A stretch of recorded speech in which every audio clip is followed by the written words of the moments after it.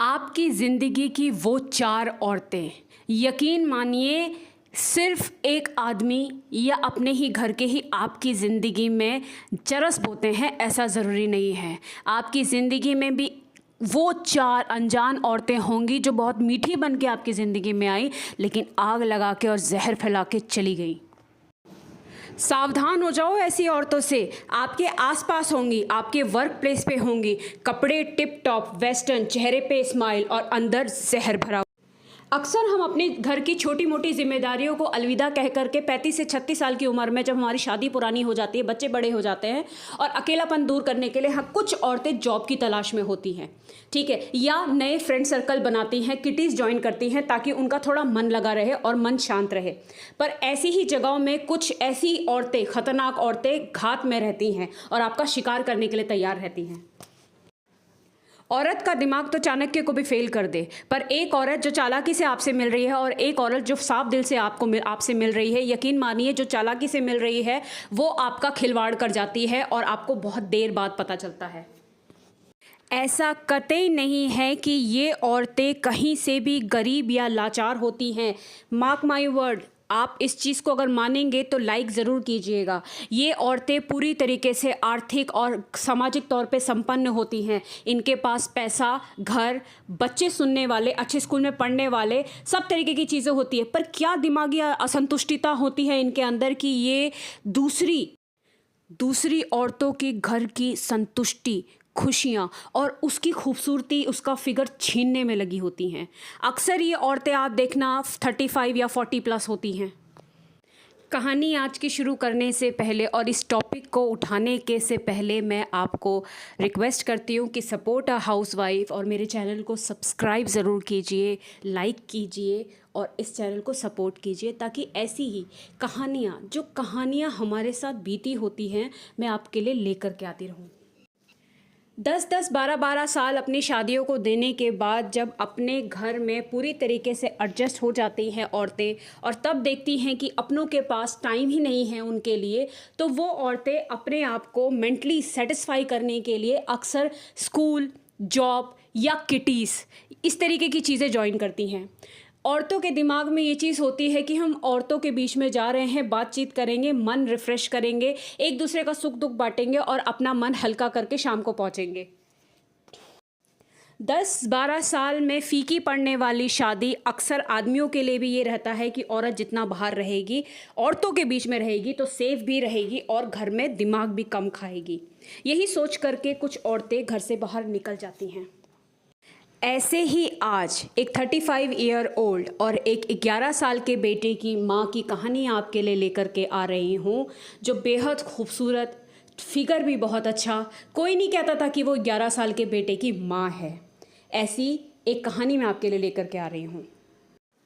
13 साल की शादी में उतार चढ़ाव एक आम बात होती है। इसी चीज़ से बाहर निकलने के लिए और अपने पति की रेगुलर ट्रांसफ़र वाली जॉब से परेशान होते हुए एक नई पोस्टिंग में एक ज़ीरो से अपनी लाइफ शुरू करने वाली हमारी आज की आंटी ने अपनी घरेलू टेंशन को कुछ दिनों के लिए बाय बाय करने के लिए एक किटी पार्टी ज्वाइन करी। ये बात तो हम सब जानते हैं कि किटी जैसा चलन हमारा नहीं, विदेशी है। गांव की एक नॉर्मल मिडिल क्लास की औरत वो कभी भी किटी ज्वाइन कभी नहीं करेगी। ये सब अपर क्लास और हायर क्लास के चोचले होते हैं और इसको ज्वाइन करना फ्री ऑफ कॉस्ट नहीं होता, आपको चार्जेस भी देने होते हैं, हर महीने के कई पैसे भी लगाने होते हैं। ऐसा ज़रूरी नहीं होता कि आप नई नई जगह पोस्टिंग लो तो वहाँ की हवा पानी आपको सूट ही करती हो, और ऊपर से घर का माहौल, क्योंकि शादी भी पुरानी हो जाती है तो बातचीत कम और झगड़े ज़्यादा बढ़ जाते हैं। इसी हालातों में हमारी इस आंटी ने किसी अपनी नेबर के थ्रू एक किटी ज्वाइन करी। जब वो किटी में पहली बार गई ना, तो उस किटी में सारे के सारे 50 प्लस औरतें थी, ये अकेली थी जो 35 साल की थी। आंटी को फर्स्ट टाइम अपनी किटी की औरतों को देख करके बड़ा ही अच्छा लगा, क्योंकि वो सब इंडिपेंडेंट थी, अच्छे घर से थी, वेस्टर्न कपड़े और मुंह पे अंग्रेज़ी, और बड़ा ही अच्छा जेस्चर था फर्स्ट टाइम उनके प्रति। उन औरतों ने भी आंटी की यंग एज की, उनकी खूबसूरती की बहुत तारीफ़ करी, यहाँ तक कि वो चौंके भी कि उनका 12 साल का बेटा भी है। कई सालों बाद आंटी अपनी तारीफ सुन करके वो भी बहुत गदगद हो गई और वो उनको 1 या 2 दिन ही लगे उस किटी का हिस्सा बनते हुए और उनमें घुलने मिलने में। वो सब औरतें 50 प्लस थी, उन सबको इतना एक्सपीरियंस था कि वो आंखें देख करके बता सक आप यकीन मानिए आपको पता भी नहीं चलेगा कि इस उम्र की औरतें आपकी रैगिंग कब कर जाएंगी, आपकी सीक्रेट्स कब निकलवा लेंगी और आपको किस तरीके से कॉर्नर कर देंगी, अपने ही प्रति बुरा फील करवा देंगी और आप देखते रहे। काफ़ी साल एक ही किटी ग्रुप में एक ही तरीके की औरतों से शायद वो औरतें परेशान हो गई थी, उन्हें एक नया बकरा चाहिए था और वो बकरा आपकी नई आंटी उन्हें मिली गई थी। 1 महीना तो उसकी इतनी खातिरदारी की गई कि किटी में होने वाली हर एक चीज़, चाहे वो पॉटलक हो, चाहे वो किसी तरीके का डम्स राश हो या कार्ड्स खेलने हो, कुछ भी हो, आंटी को सबसे पहले एकदम बिल्कुल रानियों की तरह प्रायोरिटी दी जाती थी। वो इस हद तक आंटी को मस्का लगा रही थी कि उनकी ज़िंदगियों में झांकना उनके लिए बहुत ज़रूरी था, क्योंकि उन्हें मसाला नहीं मिल रहा था। क्योंकि उसी ग्रुप में बैठने वाली 8-9 औरतें कई सालों से साथ में बैठ रही थी और उनकी ज़िंदगियों के हर एक पहलू उनको पता थे। अब एक ही बात को बार बार सुनने में उन्हें मज़ा नहीं आ रहा था और कुछ स्पाइसी उनकी ज़िंदगी में पचा नहीं था, तो ये आंटी मिल गई उन्हें शिकार करने के लिए। उनकी उम्र और उनके द्वारा किए गए बिहेवियर और घर में अपनी नाखुशी से आंटी एक अलग ही जोन में चली गई थी। वो उनको ही सब कुछ मानने लगी थी। वो बहुत खुश थी, उन्हें ये लग रहा था कि ये इतनी एजेड हैं, कितनी अच्छी हैं, ये मतलब वो पूरी तरीके से उनकी होकर रह गई थी। 1 महीना आंटी को बहलाने फुसलाने के बाद जब इन बूढ़ी आंटियों को कुछ नहीं मिला तो इन्होंने एक पैतरा चला और 1 महीने बाद सबसे सीनियर वाली आंटी ने अपने घर में सभी कपल्स की डिनर पार्टी रखी और वहाँ आंटी को स्पेशली अपने हस्बैंड को लाने के लिए कहा गया। ये बात तो हम सभी जानते हैं कि हमारे पतियों का सेंस ऑफ ह्यूमर और उनकी कमज़ोर दिमाग में, ईगो में बहुत कुछ भरा हुआ है। उनको ये चीज़ समझ नहीं आती। आंटी ने 1 महीने में किसी तरीके का क्लू उन औरतों को नहीं दिया, पर अंकल ने उस पार्टी में अपने बिहेवियर और आंटी और अंकल के रिश्ते के बीच के डोमिनेशन को सबके सामने जागिर कर दिया। सब बहुत ही चालाक और पके हुए चावल थे। अंकल को 2 ड्रिंक पिलाने के बाद अंकल के बिहेवियर को खुला छोड़ दिया और अंकल ने आंटी की बुराइयों के कसीदे पढ़ दिए दूसरों के सामने। जबकि वो तो आंटी की किटी पार्टी थी ना, अंकल के तो वहाँ कोई दोस्त भी नहीं थे, पर फिर भी अंकल ने अपनी हरकतें दिखा दी। अब इस चीज़ का फ़ायदा किसने उठाना था? इस चीज़ का फ़ायदा उन गिद्ध औरतों ने उठाना था जिनको किटी पार्टी में कई महीनों से या कई सालों से कुछ मसाला नहीं मिल रहा था और उनकी 60 साल की बोरियत लाइफ में किसी भी तरीके की बिचिंग नहीं हो रही थी। चलो, एक छोटी सी लीड इन चंडाल चोपड़ियों को मिल गई थी तो इंटेरोगेशन तो बनता था। दूसरे दिन किटी में वही हुआ। आंटी को बीच में बिठा करके चारों के चारों पूतनियाँ साइड में खड़े होकर के आप उनका इंटेरोगेशन करने लगी। सबने सबसे पहले उनका दिल खोलने के लिए, उनका मुंह खोलने के लिए अपनी अपनी एक एक घिनौनी कहानियाँ सुनाई। उस बेचारी सीधी सादी औरत को अपने खेमे से बाहर निकालने के लिए सबने अपनी पतियों की बुराई जो उन्होंने उनके साथ की थी वो बतानी शुरू करी और कहीं ना कहीं एक बार अपने पति की इस छोटी सी हरकत से आंटी ब्रेक डाउन हो गई और उन्होंने भी अपनी कहानी शुरू कर दी। उन औरतों से मिलने के बाद आंटी के रवैये में इतना फ़र्क आ गया था कि जो घर की लड़ाइयाँ छोटी मोटी होती थी लेकिन कुछ देर बाद वो लड़ाइयाँ ठीक भी हो जाती थी और सॉरी बोल करके आंटी और अंकल साथ में फिर एक हो जाते थे। वो लड़ाइयाँ अब कई कई दिनों तक एक्सटेंड होने लगी थी। आंटी का दिमाग जैसे चढ़ चुका था। धीरे धीरे एक दो बातें बताते बताते आंटी बहुत कुछ सीक्रेट रिवील करने लग गई थी और उनके दिमाग को वो समझ नहीं पाई। उन लोगों को फ़र्क नहीं पड़ना था क्योंकि वो सब एक दूसरे के इरादों को अच्छे से भाप चुकी थी, पर आंटी का भापना बहुत अभी वो था क्योंकि वो यंग थी और इन सब चीज़ों से शायद उनका पहले कभी वास्ता पड़ा भी नहीं था। एक भोली भाली औरत के दिमाग से कोई इतना गंदा खेल सकता है? आंटी की खूबसूरती और अंकल के पर्सनालिटी में ज़मीन आसमान का अंतर था। अंकल एक ऑर्डिनरी लुकिंग आदमी थे और जनरली जैसे हस्बैंड वाइफ के बीच में लड़ाई होती है वैसे उनके भी होती थी। वो औरतें बार बार एक ही चीज़ कहा करती थी कि तुम इतनी सुंदर हो, तुम्हें तो अच्छे घर में शादी होनी चाहिए थी, तुम्हारी शादी किसी इनसे आपने कैसे शादी कर ली? आंटी का माइंड बहुत ही सफाई से पॉलिश किया जा रहा था। यहाँ तक कि घर की पार्टीज़ में अब आंटी को बुलाते थे तो उन्हें अपने ही हस्बैंड्स के अलग अलग डिवोर्सी या विडोवर दोस्तों से मिलाया करते थे, जो कि आप लोगों के लिए बहुत शॉकिंग है, मेरे लिए भी बहुत शॉकिंग था। आप माने या ना माने, लेकिन कुछ कहानियाँ आपके दिल में एक ऐसी छाप और एक ऐसा एक्सपीरियंस छोड़ जाती है कि आप घबराना शुरू करते हैं, दोबारा कभी कभी अपने कंफर्ट जोन से दोबारा बाहर नहीं निकलना चाहते। वो औरतें धीरे धीरे आंटी के साथ एक गुड़िया की तरह खेल रही थी और उनकी खूबसूरती और जवानी का फ़ायदा उठाना चाहती थी। जी हाँ दोस्तों, अपने परिवार, अपने पति और अपने बच्चे से दूर कर दिया था। इस हद तक दूर कर दिया था कि कई बार ऐसा होता था कि आंटी का बच्चा स्कूल से वापस आ चुका है, सीढ़ियों में बैठा हुआ है और आंटी की सहेलियाँ आंटी को किटी पार्टी में बिज़ी रख रही हैं। बच्चे की पढ़ाई, उसे ट्यूशन छोड़ना, उसे उसे बास्केटबॉल क्लासेस में छोड़ना, जैसे कि आंटी बिल्कुल ही साइड कर चुकी थी। उनके मन में था कि ये मैं क्या कर रही हूँ, पर इतना मैनिपुलेटिव हो गया था, इतना स्वीट बात करना, आंटी पूरी तरीके से घेमे में आ गई थी।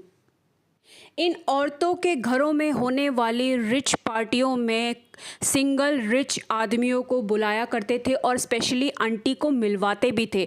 बड़ी ही तारीफ़ किया करते थे, बड़ी ही तारीफ़ किया करते थे और उनको साथ में मतलब बिठाना, चलो आप दोनों अपना आराम से बात करो। क्या था उनकी मानसिकता के पीछे और ऐसा क्यों था कि इस तरीके की कपल पार्टी में सिर्फ आंटी को ही बुलाया जा रहा था, अंकल को नहीं बुलाया जा रहा था। आंटी का माइंड सेटअप कुछ ज़रूरत से ज़्यादा ही हिल चुका था। अंकल की ट्रांसफरेबल जॉब थी, ज़्यादातर वो घर से बाहर ही रहते थे। ऐसे टाइम का फ़ायदा उठाते हुए वो औरतें जब पार्टी रखती थी रात में, तो आंटी अपना बच्चा छोड़ देती थी। वो इस हद तक उनका दिमाग ख़राब हो चुका था, वो इस हद तक आसमान में उड़ चुकी थी। बच्चे ने रात में खाना खाया नहीं खाया, कहीं उनके पीछे से लाइट तो नहीं चली गई, कहीं बच्चा डरा तो नहीं, इन सब सुध बुध से दूर हो गई थी वो। आंटी को अपना निवाला बनाने के लिए इन औरतों ने जाल पे जाल फेंके। उसमें सबसे बड़ा जाल ये था आंटी को ये कहना कि आपका पति बाहर नौकरी करता है, वो ज़रूर बाहर उसने कोई औरत रखी होगी। हमारे पतियों ने भी हमारे साथ यही किया था। 99.9% आदमी यही करते हैं, तभी तो वो पत्नियों से दूर चले जाते हैं। और ये कहीं ना कहीं आंटी को भी कहीं ना कहीं होता है औरतों के अंदर ये इस बात को लेके। पर उन 4 बड़ी एक्सपीरियंस औरतों का इस बात पे ठप्पा लगा देना आंटी के शक को बिल्कुल पुख्ता कर दिया था। हालात यहाँ तक आ गए थे कि अंकल के 4 या 5 दिन के बाहर के ट्रिप में आंटी पूरा 5 दिन 6 दिन फ़ोन स्विच ऑफ रखती थी। अंकल के ट्रिप पे घर वापस आने पे अंकल की लड़ाई का मुद्दा ये होता था कि 5 दिन तुमने मुझसे बात नहीं करी, ना बच्चे की खबर दी। और आंटी का ये मुद्दा होता था कि बाहर किसके साथ रंगरलियां मना करके आए हो। तुम जैसे आदमियों को मैं अच्छे से जानती हूँ, तुम जैसे आदमी बिना रखेल के रह ही नहीं सकते। क्यों तुम्हें मैं पसंद नहीं आती? तुम में ऐसा है क्या? मैंने फिर भी तुमसे शादी करी। आंटी का बदलता रवैया, जो औरत एक बिल्कुल शांत और स्माइलिंग फेस के साथ बच्चों का, घर का, सबका सोचने वाली, यहाँ तक कि उसके घर में काम करने वाले नौकरों तक के लिए अच्छा सोचने वाली औरत अपनी ज़बान से ऐसे जहर उगलने लगी थी कि अंकल जी अब डर गए थे। आंटी की आंखों में एक अजीब सी बगावत थी जो अंकल ने नोटिस कर ली थी। आंटी के लिए किटी पार्टी और वो 4 औरतें जैसे नशा सी बन गई थी। उन्होंने बच्चा और पति दोनों त्याग दिए थे। ना उनको खुद से लेना देना था, ना अपने बच्चों से और पति से लेना देना था, ना उस रिश्ते से लेना देना था। उनका पूरा का पूरा सेंटर थॉट सिर्फ और सिर्फ अपनी किटी और उनकी मीठी मीठी बातें ही थी। ज़्यादातर आंटी या तो किटी पार्टी में होती थी या फिर उन्हीं के साथ फ़ोन पर होती थी।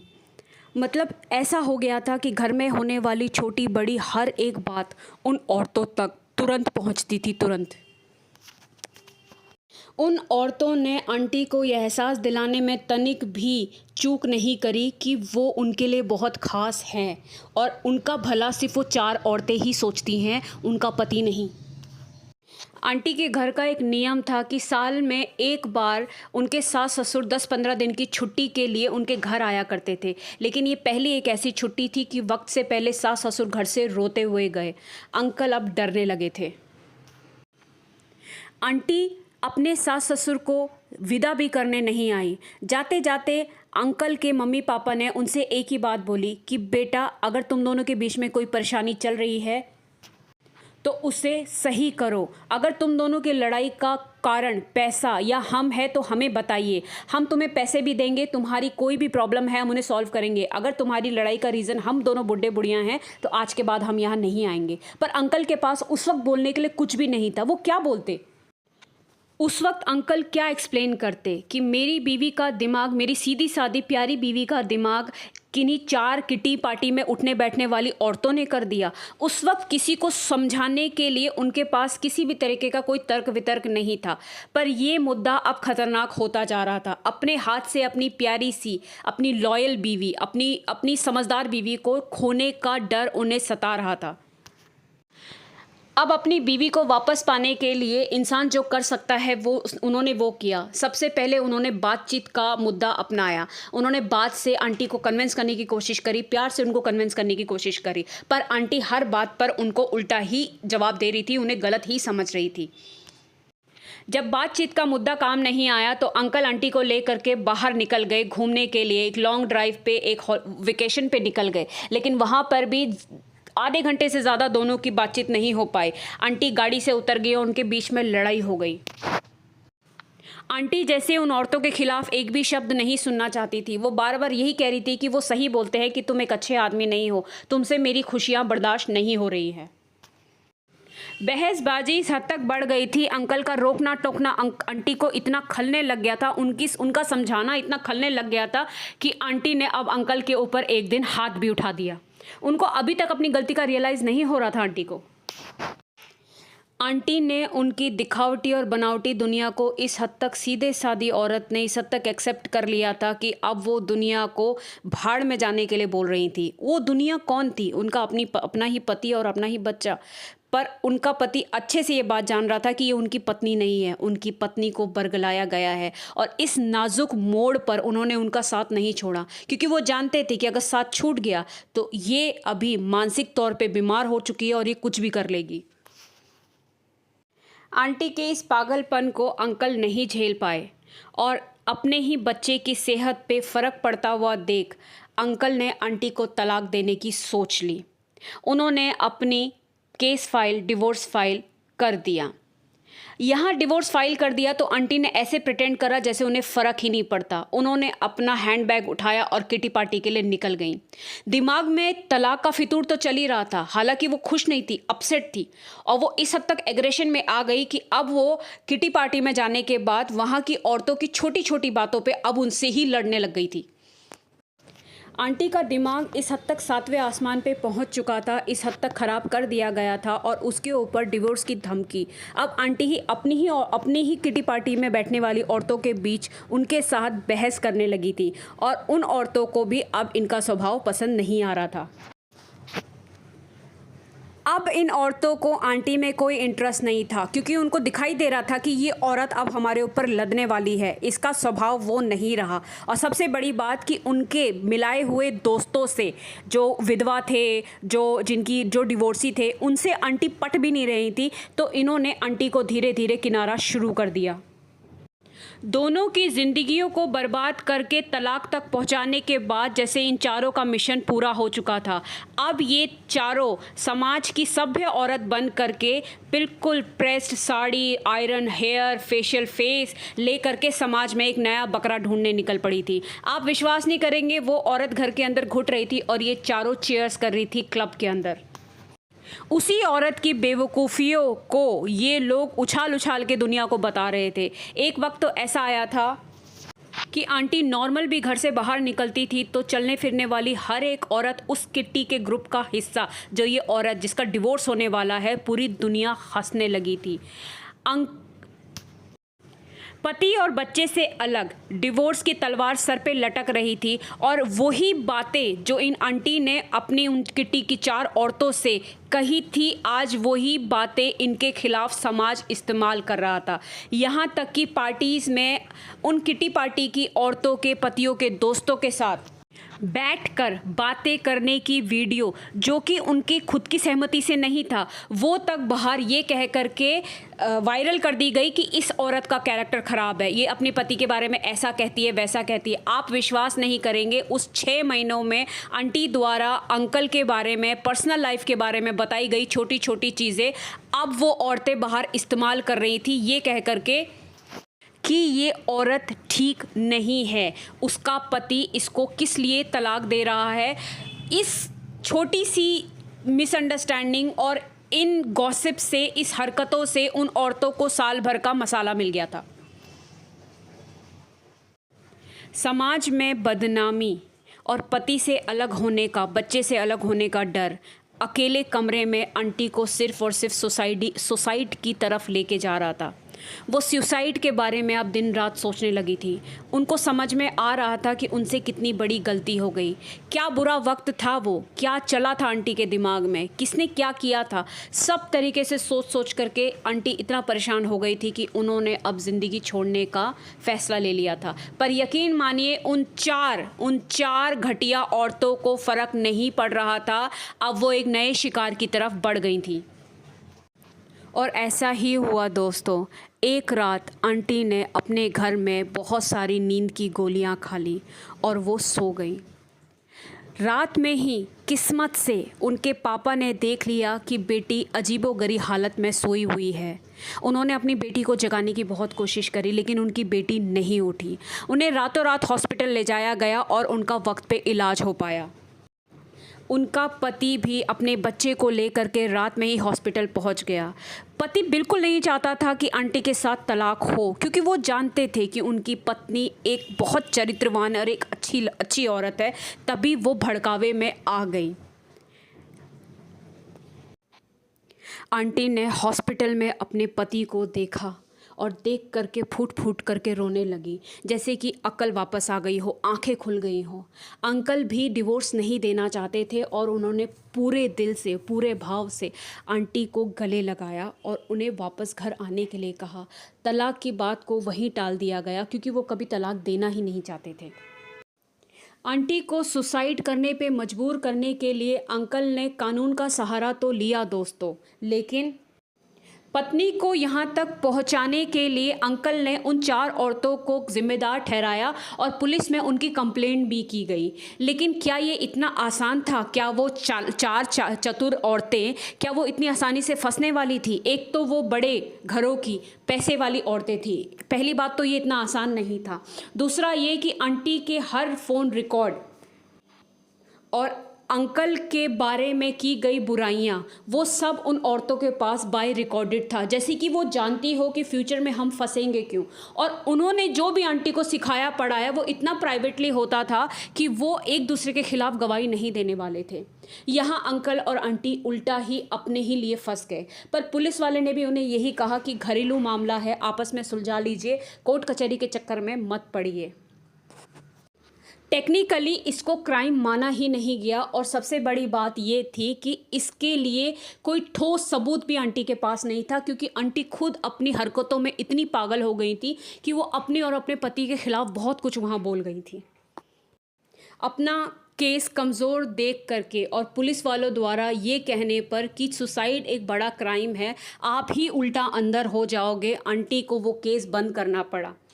अंकल ने अपनी पत्नी और बच्चे का हाथ पकड़ा और अपने घर वापस आ गए। आंटी को डिप्रेशन से बाहर निकालने के लिए, आंटी की मानसिक हालत को ठीक करने के लिए अंकल ने अपनी जॉब छोड़ी और उस शहर से फिर प्री ट्रांसफ़र ले लिया और जाके अपने पेरेंट्स के पास जाके रहने लगे। आंटी की मानसिक हालत धीरे धीरे इम्प्रूव हुई, लेकिन फाइनली दोनों एक हो गए। अगर आप कहानी के लास्ट तक पहुँचे हैं तो आई होप कि आपको मेरी ये कहानी पसंद आई हो। ये छोटी छोटी घरेलू कहानियाँ हैं जिनको मैंने अपनी अब तक की उम्र में सुना है, समझा है, उन औरतों के साथ ज़िंदगी बिताई है, उनके एक्सपीरियंस को शेयर किया है और आज ये कहानी लेकर के मैं आपके सामने आ रही हूँ। तो प्लीज़ सब्सक्राइब कीजिए और सपोर्ट कीजिए।